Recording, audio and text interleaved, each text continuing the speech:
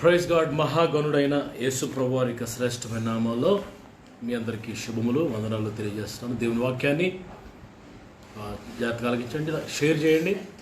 మీ యొక్క మరి లైఫ్స్లో షేర్ చేయాలని కోరుతున్నాను. దేవుని వాక్యాన్ని విందాం.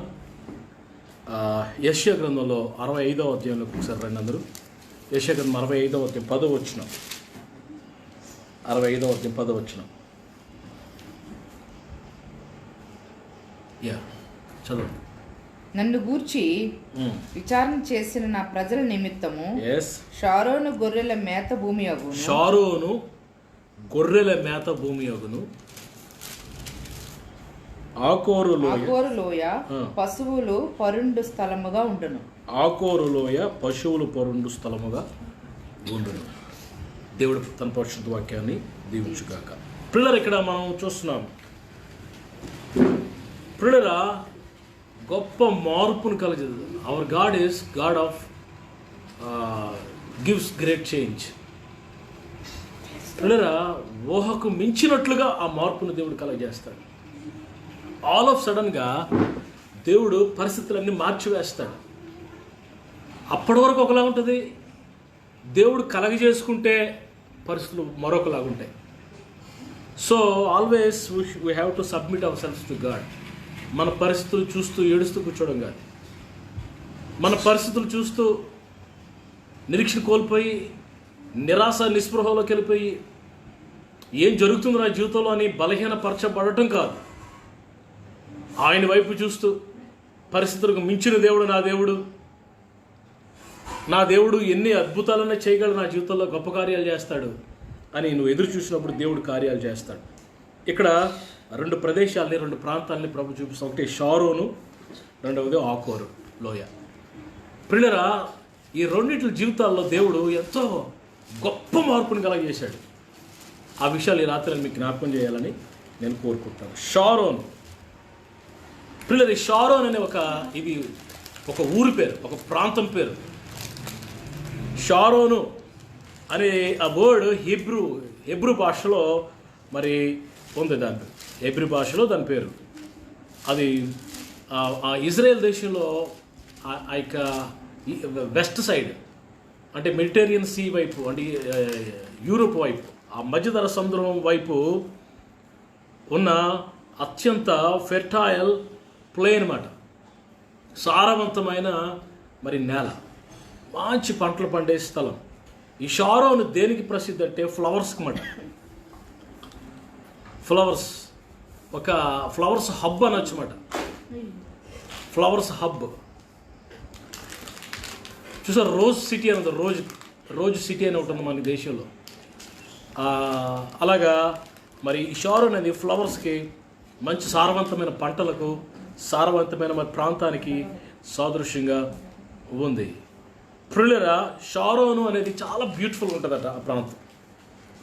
మరి అది ఆ మాట పరమగీతాల్లో భక్తుడు సొలొమోను గారు రాస్తారు కూడా. చూడండి, పరమగీతం గ్రంథంలో 2వ అధ్యాయం 1వ వచనంలో మాట ఉంటుంది. పరమగీతాలు 2:1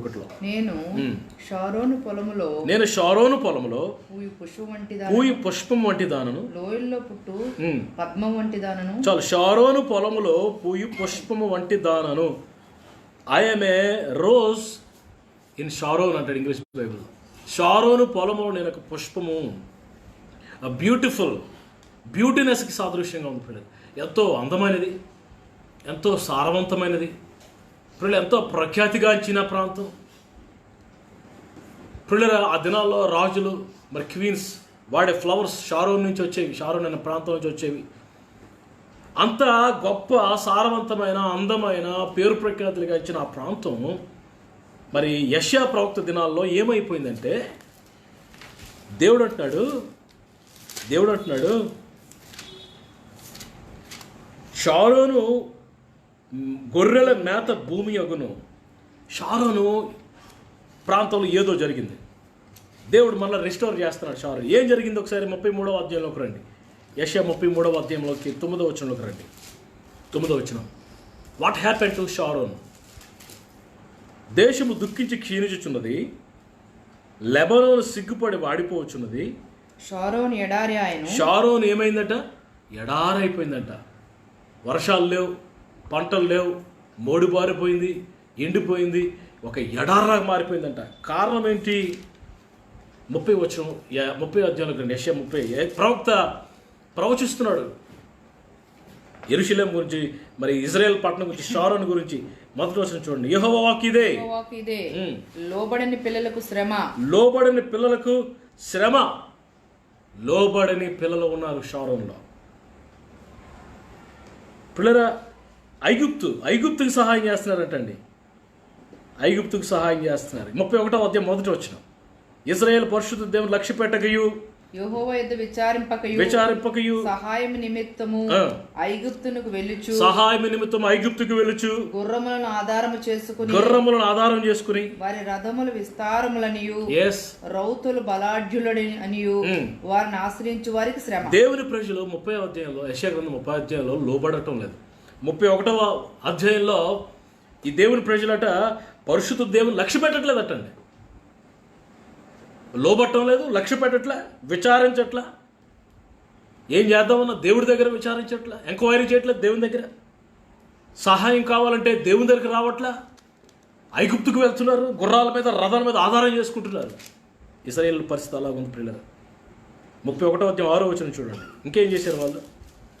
ఇశ్రాయేలీయులారా, మీరు ఎవని మీద విశేషముగా తిరుగుబాటు చేసిద్రో, విశేషముగా తిరుగుబాటు చేశారటండి.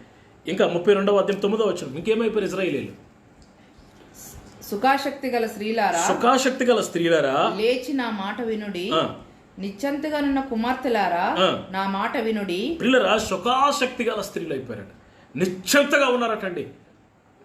ధీమాగా సుఖభోగాల్లో అలవాటు పడిపోయి దేవుని దగ్గర విచారణ చేయలేదు, ప్రార్థన లేదు, ఎంక్వైరీ చేయట్లేదు, దేవుని సహాయాన్ని పొందట్లే. ఐగుప్తుకు పోతున్నారు మాట్లాడితే.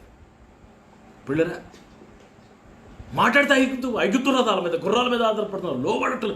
ఇవన్నీ చూసి దేవుడట ఇజ్రాయెల్ దేశాన్ని మరి ప్రాముఖ్యంగా శోభాతిశయముగా ఇజ్రాయెల్ దేశానికి బ్యూటీని తీసుకొచ్చే షారోన్ అనే ప్రాంతాన్ని దేవుడు ఎడారిగా చేశాడండి. It will become desert. ఎడారైపోయింది. సౌందర్యం లేదు, ఫ్లవర్స్ రావట్లే, శోభితం లేదు, ఫ్రాగ్రెన్స్ లేదు. ఆ సమయంలో పిల్లరా, దేవుడు 65వ అధ్యాయంలో, యెషయా 65వ అధ్యాయంలో 10వ వచనంలో దేవుడు అంటున్నాడు, షారోను గొర్రెల మేత భూమి అవుతుంది. I'm going to turn Sharon as a fields. పిల్లలు, గొర్రెల మేత భూమి సారవంతంగా మళ్ళీ మారుస్తాను, పచ్చదనాన్ని మరలా ఇస్తాను. ఎడారి గొర్రెల మేత భూమిగా మార్చే దేవుడు పిల్లరా ఈ రాత్రి మన మధ్యలో ఉన్నాడు. You may be in desert. ఎడారి, ఇసుక తప్ప ఏమీ లేదు. సహారా ఎడారి చూశాను నేను, అరేబియా ఎడారిలోకి కూడా వెళ్ళాను. అంటే వెళ్ళినప్పుడు, ఆ ప్రాంతాలు వెళ్ళినప్పుడు పిల్లల కొన్ని మైళ్ళ, కొన్ని వేల కిలోమీటర్ల దూరంగా ఇసుకే ఎంత. పిల్లల సహారా గమనిస్తున్నారు. పిల్లల ఎడారంటే ఇసుక, ఏమాత్రం పంటలు పండలేని పరిస్థితి. ఆ ఎడారినట దేవుడు మేత భూమిగా, పశువులుండి మేత భూమిగా సారవంతమైన భూమిగా నేను మారుస్తానంటున్నాడు. హల్లెలూయా. అరణ్యాల్లో త్రోవ కలగజేస్తాను, ఎడారిలో నదులు పారజేస్తాను. ఎడారి వంటి నీ జీవితాన్ని ప్రభు మరి సారవంతమైన నేలగా మారుస్తున్నట్టున్నాడు. షారోను గొర్రెల మేత భూమి యుగును. రెండవది ఆకోరు లోయ,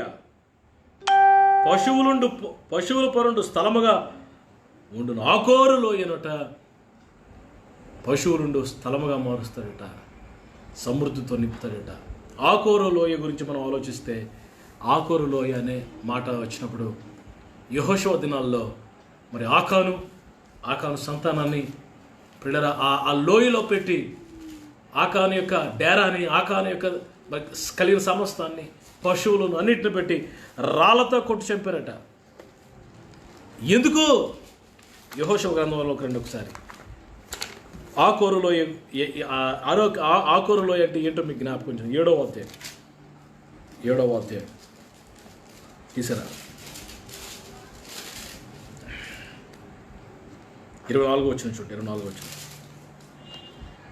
తరువాత యెహోషువయు ఇశ్రాయేలు అందరూ జెరహు కుమారుడైన ఆకానును ఆ వెండిని ఆ పై వస్త్రమును ఆ బంగారు కమ్మిని ఆకాను కొడుకులను కుమార్తెలను కూతురులను ఎద్దులు గాడిదలు మందలు డేరాలు వానికి కలిగిన సమస్తమును పట్టుకుని ఆకోరు లోయలోకి తీసుకుని వచ్చిరి. ఆకోరు లోయలోకి తీసుకొచ్చినప్పుడు యెహోషువ నీవేళ మమ్మల్ని బాధ పెట్టావు, నేడు యెహోవా నిన్ను బాధపరచుననగా ఇశ్రాయేలు అందరూ వానిని రాళ్లతో చావగొట్టారు. ఇశ్రాయేలీయులందరూ రాళ్లతో చచ్చిపోయే వరకు కొట్టేశారటండి. రాళ్లతో కొట్టిన తర్వాత 26వ వచనం, అగ్ని చేత కాల్చి వారి మీద రాళ్ళను పెద్ద కుప్పగా వేశారు. అది నేటి వరకు ఉన్నది. అప్పుడు యెహోవా కోపోద్రేకం విడిచిన వాడే మల్లుకొనెను. యెహోవా కోపోద్రేకం విడిచిన వాడే మల్లుకొనెను. అందుచేత నేటి వరకు ఆ చోటుకు ఆకోరులోయ అని వననం ఏముందంటే బాధ. ఆకోరు కుటుంబానికి బాధ వచ్చేసింది పిల్లలు. ఎందుకు ఆకోరును అలా రాళ్ళతో కొట్టి చంపాల్సిన పరిస్థితి ఏమొచ్చింది? మరి దానికి ముందు చూస్తే యెరికో పట్టణం మీదకి దేవుని ఇశ్రాయేలీయులు యుద్ధానికి వెళ్తారు. యుద్ధానికి వెళ్ళక ముందు దేవుడు చెప్తాడు, యెరికో శాపగ్రస్తమైన పట్టణం, యెరికో మీదకి మీరు యుద్ధానికి వెళ్తున్నారు, దోపుడు సొమ్ముగా ఏది తీసుకోకూడదు, మీరు ఏది టచ్ చేయకూడదు, అక్కడ వెండి ఉంటుంది టచ్ చేయకూడదు, కాల్ చేయాలి, బంగారం ఉంటుంది టచ్ చేయకూడదు, వస్త్రాలు దొరుకుతాయి మీరు ఏది టచ్ చేయకూడదు. ఒకవేళ మీరు ఏదైనా టచ్ చేశారంటే ఆ శాపం మీ మీదకి వస్తుంది. పట్టణాన్ని సమూల ధ్వంసం చేయండి అని దేవుడు ఆజ్ఞాపిస్తే యెహోషువ ఆధ్వర్యంలో యెరికో పట్టణం చుట్టూ తిరిగి పట్టణాన్ని పట్టుకున్నారు. అందరూ దేవుడు చెప్పినట్టుగా చేశారు. పట్టణాన్ని సమూల ధ్వంసం చేశారు. వెండి బంగారు నగలు వస్త్రాలు డేరాలు అన్ని కాల్ చేశారు, పిల్లరా బూడి చేశారు. కానీ ఒకడున్నాడు ఆకాన్ అనేవాడు, వాడు దేవుని మాట వినలేదు. వాడు దేవుని మాటకు తిరుగుబాటు చేశాడు. దేవుని ఆజ్ఞను మీరేశాడు పిల్లరా. ఆ ఓస్ ఎవడు చూశాడులే, అటు ఇటు చూశాడు, ఎవడు చూడలేదని చెప్పి ఏం పెట్టుకున్నాడు? వెండి తీసుకున్నాడట, పై వస్త్రం తీసుకున్నాడట, బంగారు కమ్మి తీసుకున్నాడట. పిల్లలు ఆకానట ఏం చేశాడట? డేరా మధ్యలో దాచిపెట్టాడట అండి. డేరా మధ్యలో 21వ వచనంలో ఉందన్నమాట. దోపుడు సొమ్ములో ఒక మంచి షీనారు పై వస్త్రము 200 తులముల వెండిని 50 తులముల ఎత్తుగల ఒక బంగారు కమ్మిని 50 తులాల బంగారం అంటండి. చూచి ఆశించి తీసుకుంటేనే ఆశ పుట్టింది పిల్లరా. దేవుడు ముట్టద్దన్నదాన్ని ముట్టుకున్నాడు. అందుకే యెషయా గ్రంథంలో ఒక మాట, ప్రభు ముట్టద్దంటే మనం ముట్టుకోకూడదు. 52వ అధ్యాయం ఒకసారి చూడండి. 52వ అధ్యాయం 11వ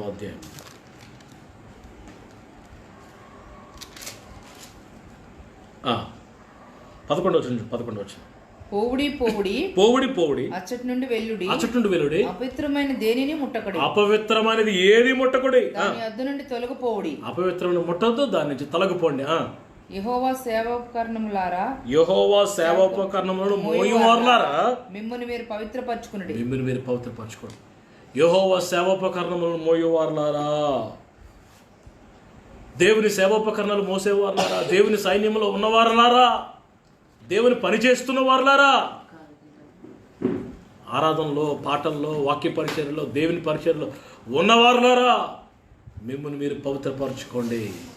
పోవుడి, అచట నుండి పోవుడి, అపవిత్రమైన దాన్ని ముట్టకుడి. Don't touch ఫెల్దీ. వ్యర్థమైనది ముట్టొద్దు, వ్యర్థమైనది చూడొద్దు, నువ్వు ఆశించకూడదు. దేవునికి హేయమైన క్రియ ప్రియులరా ఆకాను చేశాడు. చూశాడు, లోపల మనసాక్షి మాట్లాడుతుంది, ఆకాను దేవుడు టచ్ అయ్యిందని చెప్పాడు కదా, ఎందుకు ముట్టుకున్నావు? దేవుడు ముట్టుకోవద్దని చెప్పాడు కదా, ఎందుకు ముట్టుకున్నావు? ఎందుకు టచ్ చేసావు? పిల్లరా చూడండి, 6వ అధ్యాయంలో, యెహోషువ గ్రంథం 6వ అధ్యాయంలో 18వ వచనంలో దేవుడు చెప్తాడు, యుద్ధానికి వెళ్ళే ముందు నేను చదువుతాను మీకోసం. శపించబడిన దానిలో కొంచెమైనను మీరు తీసుకునే ఎడల మీరు శాపగ్రస్తులై ఇశ్రాయేలుల పాలెమునకు శాపము తెప్పించి దానికి బాధ కలగజేయుదురని గనుక శపించబడిన దాన్ని మీరు ముట్టకూడదు. శపించబడినది యెరికో పట్టణంలో శపించబడింది, పట్టణం అంతా శపించబడింది, మీరు ముట్టకూడదు అని దేవుడు చెప్తే ఆకాను దేవుని భయం లేకుండా, దేవుని మాట పక్కన పెట్టి చెవిని పెట్టకుండా, ప్రియుల అవిధేయుడై తిరుగుబాటు చేసి దేవుణ్ణి మరి తృణీకరించి దేవుని మాటకు ఆజ్ఞలను అంగీకరించకుండా భయంకరంగా ప్రవర్తించాడు. దేవుని భయం లేకుండా పిల్లరా తీర్పు వచ్చేసింది. నాకు ఎవరికి నేను తెలియదు అనుకున్నాడు. పిల్లరా దేవునికి మరుగైనది ఏదైనా ఉందా అండి? ఆయన దగ్గర నుంచి ఎవడైనా మరి దాగగలడా? ప్రభు దగ్గర నుంచి ఎవడైనా దాగగలడా? చూడండి దేవుని వాక్యంలో మరి ఒక మాట చూపిస్తాను. దేవుడట మనల్ని చూసేటప్పుడు ఆయనకి తేటగా కనబడుతుందంటే మన హృదయం. 15వ అధ్యాయం 11వ వచనం చూడండి. సామెతలు 15:11 పిల్లరా పాతాళ అగాధ కోపమును యెహోవాకు కనబడుచున్నవి. నరుల హృదయములు, ఈ మాట జాగ్రత్తగా వినాలి మీరు, నరుల హృదయములు తేటగా ఆయన కనబడును కదా. తేటగా కనబడుతుందట. నరుల హృదయాలు తేటగా క్రిస్టల్ క్లియర్గా కనబడుతుంది. నీ హృదయం ప్రభుకి క్రిస్టల్ క్లియర్గా కనబడుతుంది. నువ్వేం చేస్తున్నావు అంతా తెలుసు ప్రభుకి. ఎవరికి తెలియకుండా ఎలా ప్రవర్తిస్తున్నావో, ఆఫీసులో ఏం చేస్తున్నావో, ఇంటికాడ ఏం చేస్తున్నావో, కాలేజీలో ఏం చేస్తున్నావో, భార్యకు తెలియకుండా ఏం చేస్తున్నావో, భర్తకు తెలియకుండా ఎలా ప్రవర్తిస్తున్నావో, తల్లిదండ్రులకు తెలియకుండా నువ్వు ఎలా ప్రవర్తిస్తున్నావో, ప్రతిదీ దేవునికి తేటగా కనబడుతుందట. Crystal clear. ఫోన్లో నువ్వేం చాట్ చేస్తున్నావో, నువ్వు ఏం చూస్తున్నావో, నీ కళ్ళు ఏం చూస్తున్నావు, నీ తలంపులు ఏం ఆలోచిస్తున్నావు, ఇవన్నీ తేటగా కనబడుతుంది. కాబట్టి you cannot hide from the lord. దేవుని యొద్ద నుండి నువ్వు ఏది దాచుకోలేవు. You should be very careful. ఆకాను మర్చిపోయినట్టుకున్నాడు. అది పిల్లల బొత్తుగా దేవుని భయం లేకుండా యోధా గోత్రంలో ఉన్నాడు. వల్ల ఆ షేనారు పై వస్త్రాన్ని, పిల్లల వెండి, తర్వాత 50 తులాల బంగారం పైకి కమ్మిని తీసుకుని వచ్చి తన డేరాలో దాచుకున్నాడు. తన హృదయంలో దాచుకుంటున్నారు. ఇద్దరు చాలామంది పాపాన్ని దాచుకుంటున్నారు హృదయాలలో. ఎంత చెప్పినా విడిచిపెట్టట్లా. యుద్ధానికి వెళ్ళారు. ఆకాను చాలా సీక్రెట్గా ఇంట్లోకి వెళ్ళి డేరా మధ్యలో గొయ్యి తవ్వి ఇవన్నీ మరి కవర్ చేసి దాని మీద కార్పెట్టేసి ఏమీ తెలియనట్టుగా, ఏమి చేయలేనట్టుగా ప్రజల మధ్యలో తిరుగుతున్నాడు. మేనేజ్ చేశాను అనుకుంటున్నాడు ఆకాను. యూఆర్ సో గ్రేట్ రా. ఓ ఎంత బాగా మేనేజ్ చేసావురా, ఎవరికి తెలియకుండా భలే మేనేజ్ చేసావు అనుకున్నాడు. ఆ తర్వాత ఎరుకో దాటి ముందుకెళ్ళిపోతుంటే హాయ్ అనే పట్టణం ఎదురొచ్చింది. యుద్ధానికి వెళ్తే చిన్న పట్టణం మీద ఓడిపోయారు దేవుని ప్రజలు. చాలామంది చనిపోయారు ఇజ్రాయేలు. యెహోషువ కన్నీరు గారుస్తున్నాడు. దేవుడు అన్నాడు, యెహోషువ ఎందుకు ఏడుస్తావు? ఇజ్రాయేలులో పాపం ఉంది, అందుకే మీరు ఓడిపోయారు. అయ్యి బాబోయ్, నేను చేయొద్దని పని ఎరుకో పట్టణంలో దాచిపెట్టుకున్నాడు ఒకడు, వాడిని పట్టుకుని తీసుకురా ఫస్ట్, అప్పుడు నేను మీకు గెలిపిస్తానన్నాడు దేవుడు. ఏమైందో తెలుసా? అప్పటికి ఒప్పుకోలేదు. మీరు ఎవడైనా ఉన్నాడా రండి రండి, ఒప్పుకోట్లా. ఎంత చెప్పినా ఒప్పుకోట్లా. వాక్యంలో ఏం రాయబడిందో తెలుసా? అతిక్రమములు దాచిపెట్టువాడు వర్ధిల్లడు, వాటిని ఒప్పుకొని విడిచిపెట్టువాడు కనికరపోదు. 28:13 సామెత. అతిక్రమములు దాచిపెట్టువాడు వర్ధిల్లడు, వాటిని ఒప్పుకొని విడిచిపెట్టేవాడు కనికరం పొందుకుంటాడు. ఇది నాలో చాలా మంది పాపాన్ని దాచిపెట్టుకుంటున్నారు. వారు వర్ధిల్లలేము. పాపాన్ని ఒప్పుకొని విడిచిపెడితే మన వర్ధిల్లి ఆశీర్వదించబడతాం. ఆకాను ఒప్పుకోవటం లేదు పాపాన్ని. అప్పుడు చీట్లు వేశారు పిల్లరా. తన గోత్రం పట్టబడింది మొదట. తన తాత పట్టబడ్డాడు, వాళ్ళ నాన్నగారు వీడు పట్టబడ్డాడు. ఏరా ఆకాను చేసావు? అప్పుడు ఒప్పుకున్నాడు, అయ్యో నేను పాపం చేశాను అయ్యా. అయిపోయింది. Time is up. Too much. Time is too late అయిపోయింది ఇప్పటికైనా ఒప్పుకోవడంలో అని చెప్పి జోషువ ఏం చేశాడంటే ఆకాన్ని, తన భార్యని, పిల్లల్ని, పశువుల్ని, డేరాని ఆ దొంగతనం చేసి దాచిపెట్టాడే వాటిని తీసుకొచ్చి ఒక లోయలో పెట్టి రాళ్ళతో కొట్టి చెప్పి కాల్ చేసి వారిని అక్కడ రాళ్ళు కుప్పగేసాడట. అది ఆకోరు లోయ. ఇది ఆకోరు లోయ స్టోరీ. ఇలాంటి ఆకోరు లోయను ప్రభు ఎలా మారుస్తాడట? యెషయా గ్రంథం 65వ అధ్యాయం 10వ వచనం. 65వ అధ్యాయం 10వ వచనం. షారోను గొర్రెల మేత భూమి యొగను, ఆకోరు లోయ పశువులు పొరండు స్థలముగా ఉండును. పిల్లరా, కాల్చబడిన శవాలు, బూడిద, ఎముకలు, వాసన, శాపము, దేవుని ఉగ్రత కలిగి ఉన్న ఆ లోయట దేవుడట పశువులు పొరుండు స్థలముగా చేస్తాడట. Praise the Lord. ఈ మాట హోషేయ గ్రంథంలో 3:15లో ప్రభు అద్భుతంగా రాయించారు. ఒకసారి మీ బైబిల్స్ ఓపెన్ చేయండి. హోషేయ గ్రంథం 3:15 చూడండి. హోషేయ గ్రంథం 3:15 can you open your Bibles and see whether it is there or not. 15 అక్కడ నుండి దాన్ని తోడుకుని వచ్చి. హోషేయ 3:15 అండి.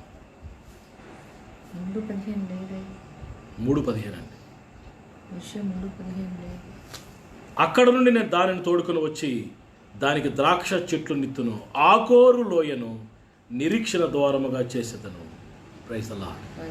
ప్రభు అంటున్నాడు, ఈ 25:10కి లింక్ ఇది. ఆకోరు లోయను ఎలా చేస్తాను? నిరీక్షణ ద్వారముగా, గొర్రెలు మరి మేత మేయు స్థలముగా చేస్తాను.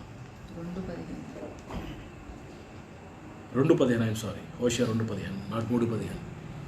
ఆకోరు లోయను మరి నిరీక్షణ ద్వారంగా చేస్తా, షారోనును మరి మేత మేసే స్థలంగా, పచ్చిక బయలుగా చేస్తాను. ఎండిపోయిన ఎడారి వంటిగా ఉన్న షారోనులో ఆ వ్యాలీని నేను మరి పచ్చని మేత భూములుగా చేస్తా.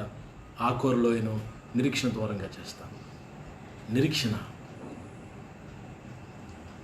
ఆకాను దగ్గరికి వెళ్ళి, ఆకాను నీకు నిరీక్షణ ఉందయ్యా అంటే ఏమంటాడు? నాకు నిరీక్షణ లేదయ్యా. క్రొత్త నిబంధనలో ఉన్న ఆకానుకు, క్రొత్త నిబంధనలో ఉన్న పాపంలో పట్టబడిన మరి ఆకాను పొజిషన్లో ఉన్న వ్యక్తుల పైన మనకు దేవుడు నిరీక్షణ ఇచ్చాడు పిల్లరా. నిరీక్షణ ఎంత గొప్ప నిరీక్షణ పిల్లరా. నిరీక్షణ చాలా మరి దేవుడు ఆ నిరీక్షణ మనకు అనుగ్రహిస్తున్నాడు. నిరీక్షణ హోప్. దేవుని యందు మనం కలిగిన నిరీక్షణ, నిరీక్షణతో కూడిన భక్తి మనకి దేవుడు ఇచ్చాడు. ఏమని నిరీక్షణ? పాపం చేసాం, మనం కూడా పాపాలు దాచిపెట్టుకున్నాం, మనం కూడా తిరుగుబాటు చేశాం. ఆకాను పాపం దాచుకున్నాడు, ఆకాను తిరుగుబాటు చేశాడు. కానీ ఆకాను రాళ్ళతో కొట్టబడి చంపబడ్డాడు, మనం రాళ్ళతో కొట్టి చంపబడటం లేదు. ఎందుకో తెలుసా? మనకు నిరీక్షణ ఉంది. ఆ నిరీక్షణ ఏంటో తెలుసా? నా ప్రభు నా కొరకు చనిపోయాడు, నాకు బదులుగా నా ప్రభు చనిపోయాడు. నన్ను కొట్టాల్సిన రాళ్ళ దెబ్బలు నా ప్రభు మీదకి వెళ్ళిపోయి, నన్ను కొట్టాల్సిన కొరడా దెబ్బలు నా ప్రభు మీదకి వెళ్ళిపోయి. ఎప్పుడైతే పాపాలు ఒప్పుకుంటున్నామో, ఎప్పుడైతే దాచబడిన పాపాన్ని బయట తీసి ఒప్పుకుంటున్నామో, నిరీక్షణకు ఆధారంగా దేవుడు చేస్తున్నాడు పిల్లలు. నిరీక్షణకు ఆధారంగా దేవుడు ఆ నిరీక్షణతో కూడిన భక్తి దేవుడు మనకి ఇస్తున్నాడు. తీతుకు పత్రిక మరి తిమోతి తర్వాత ఉంటుంది. తీతుకు పత్రిక 1:2 మరి ఒక మాట రాయబడింది. నిత్య జీవము గురించి నిరీక్షణతో కూడిన భక్తికి ఆధారమగు, నిత్య జీవమును గురించిన నిరీక్షణతో కూడిన భక్తికి ఆధారమగు సత్య విషయమైన అనుభవ జ్ఞానం నిమిత్తం పిల్లరా, నిత్య జీవమును గురించిన నిరీక్షణతో కూడిన భక్తి. ఎలాంటి భక్తి అండి? నిరీక్షణతో కూడిన భక్తి. నిరీక్షణ పిల్లరా మరి చివరిలో 3 మిగులుతాయట. అవి ఏంటట? విశ్వాసము, ప్రేమ, నిరీక్షణ. అందులో ప్రేమ ఉన్నతమైంది అనుకోండి, నిరీక్షణ చివరికి మిగిలేది. ఈ నిరీక్షణే మనల్ని నడిపిస్తుంది. ఈ నిరీక్షణ మనం సిగ్గుపరచదు. చూడండి ఒకసారి, ఈ నిరీక్షణ మనల్ని మరి అసలు సిగ్గుపరచదు. అదే తీతుకు పత్రికలో చూడండి 2వ అధ్యాయం 12 మనము భక్తిహీనతను యెహోవాకు సంబంధ దురాశను విసర్జించి శుభప్రదమైన నిరీక్షణ అనగా మహాదేవుడను చాలు శుభప్రదమైన నిరీక్షణ అన్న మాట బ్లెస్డ్ హోప్ అనేది. బ్లెస్డ్ హోప్, ఆశీర్వాదంతో కూడిన నిరీక్షణ. 1 పేతురు 1:3 ఆ నిరీక్షణ ఎలాంటిదంటే 1:3 1వ అధ్యాయం 1 పేతురు 1:3 మృతుల్లో నుండి యేసుక్రీస్తు తిరిగి లేచుట వల్ల జీవముతో కూడిన నిరీక్షణ, జీవము గల నిరీక్షణ. This is not dead hope. ఇది చచ్చిపోయే నిరీక్షణ కాదు, జీవముతో కూడా బ్రతికి ఉండే నిరీక్షణ పిల్లరా. Living hope. 2 తెస్సలోనికీయులకు రాయబడిన పత్రిక 2:18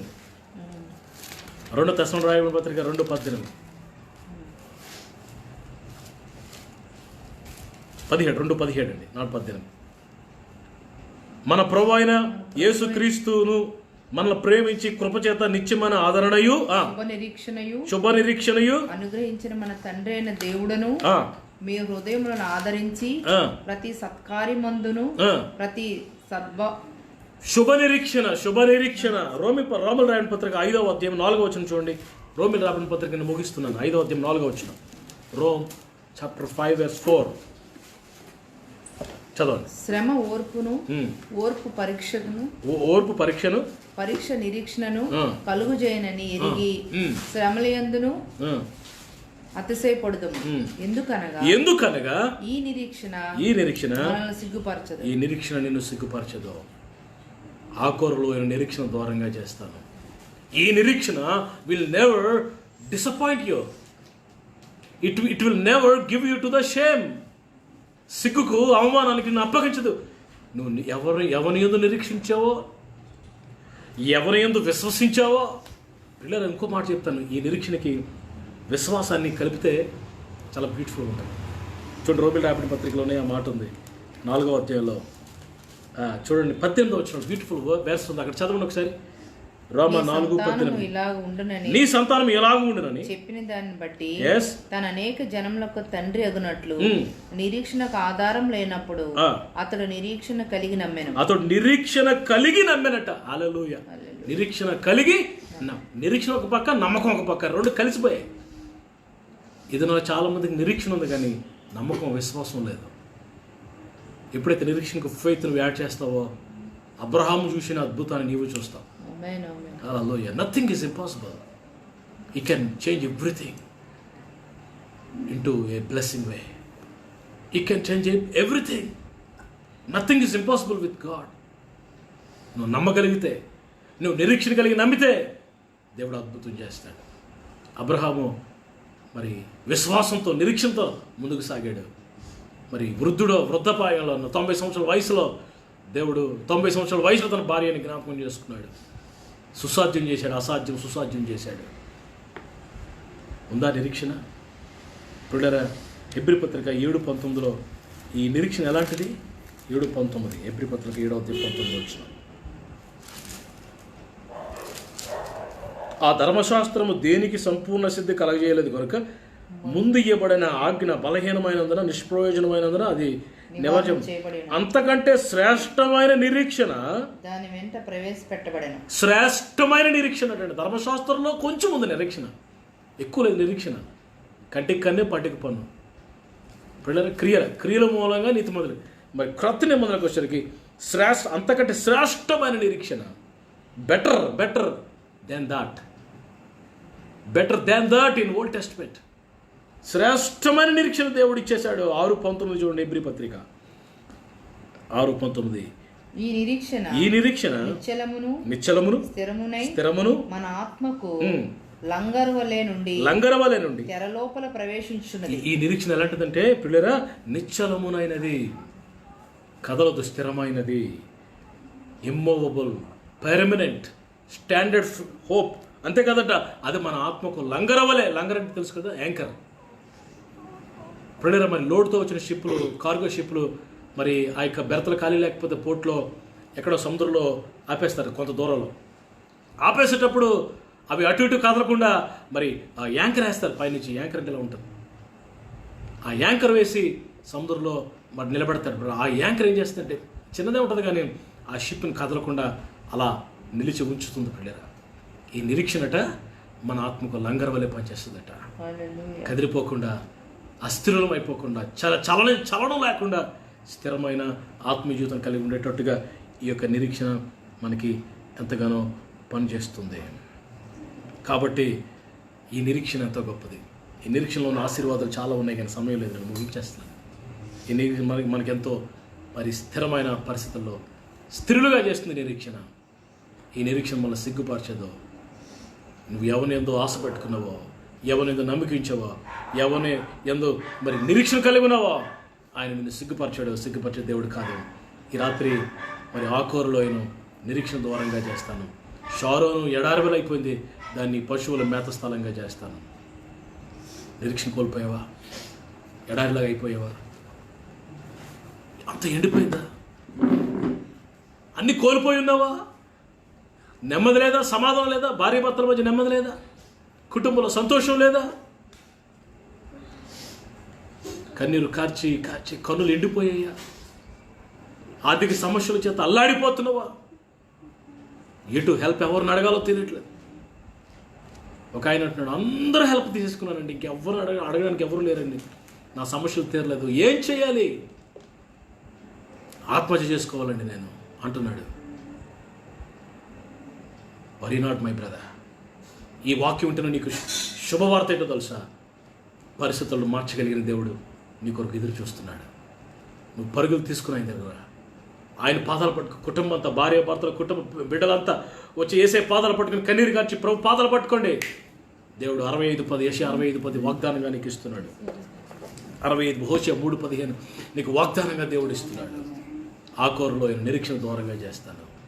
ఎండిపోయిన షారోను ప్రాంతాన్ని పిల్లరా ఒక అందమైన ఫ్లవర్స్, షారోన్ రోజ్ పిల్లరా, అందమైన ఆ ఫ్రాగ్రెన్స్ కలిగిన, ఆ బ్యూటీ కలిగిన, ఆ సారవంతమైన నేల ఎండిపోయిందట.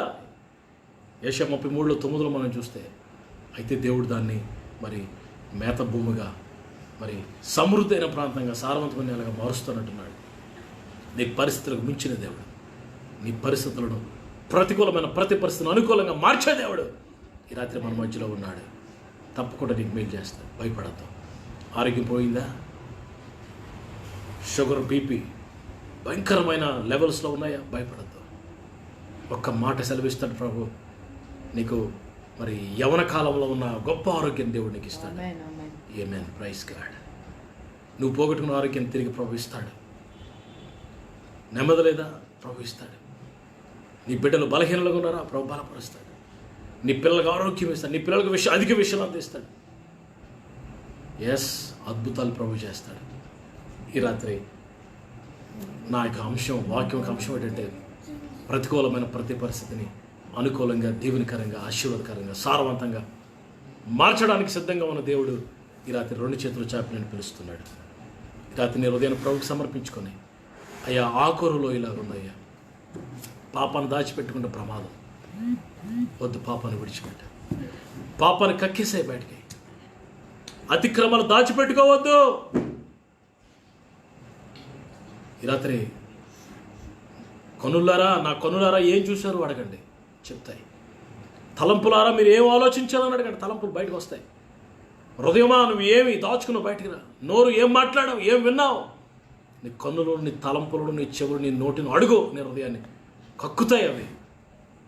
ఆదాము చేసినట్లుగా రొమ్ములో పాపాన్ని దాచుకోవద్దు. పాపాన్ని ఒప్పుకొని విడిచిపెడితే నీకు నిరీక్షణ ద్వారం తెరవబడింది. ఓ హల్లెలూయా. డోర్ ఆఫ్ హోప్, నిరీక్షణ ద్వారం తెరవబడింది. దేవుని చిత్తమైతే రేపు డోర్స్ కోసం చెప్తాను. వాట్ కైండ్ ఆఫ్ డోర్స్, ద్వారాలు, ఎలాంటి ద్వారాలు బైబిల్లో ఉన్నాయో, ఎలాంటి ద్వారాలు ప్రభు నీ కొరకు తెరుస్తాడు. మా దేవుని చిత్తమైతే ఈ రాత్రి నిరీక్షణ ద్వారం నీ కొరకు తెరవబడింది. ప్రార్థన చేసుకుని తలను వచ్చండి. Let's pray. అందరు కళ్ళు మూయండి. మీ కొరకు నేను ప్రార్థన చేస్తాను. మీ కొరకు నేను ప్రార్థన చేస్తాను. ఓ హల్లెలూయా. Thank you Jesus. ఎంతమంది రాత్రి వాక్యాన్ని విన్నారు? ఎంతమంది వాక్యానికి లోబడుతున్నారు? ఈ రాత్రి ఎంత కాలంగా పాపం దాచుకుంటున్నారు? లోబడిన పిల్లలకు శ్రమ. ఇజ్రాయెల్ దేశం ఎప్పుడైతే లోబడలేదో, ఎప్పుడైతే ఐగుప్తు దేశం మీద ఆధారపడిందో, ఎప్పుడైతే ఐగుప్తు దేశం వైపు పరుగులు తీసిందో, ఎప్పుడైతే సుఖాసక్తి కలిగి ఉన్నారో, షారోను లాంటి ప్రాంతం కూడా ఎండిపోయిందట. ఎండిపోయింది. ఈ రాత్రి ఎండిపోయిన షారోను ప్రాంతం పిల్లరా, శ్రమ, కొట్టబడేద, చంపబడి, వాళ్ళతో కొట్టబడి చంపబడి ఆకోరు ప్రాంతాన్ని ఈ రాత్రి ప్రభు నీకు చూపిస్తున్నాడు. ఈ 2 ప్రాంతాలు నువ్వు లోబడితే ఈ 2 ప్రాంతాలను కూడా మార్చేస్తాడు. 65:10 యెషయా ప్రకారం దేవుడు మార్చేస్తాడు. అద్భుతాలు దేవుడు చేస్తాడు. అసాధ్యమైనది ఏది లేదు. కనికరంగల దేవుడు, చెయ్యి విడిమల దేవుడు, జాలి గల దేవుడు. నువ్వు కన్నీరు కారిస్తే చూస్తూ ఉండలేడు, చలించిపోతాడు ఆయన.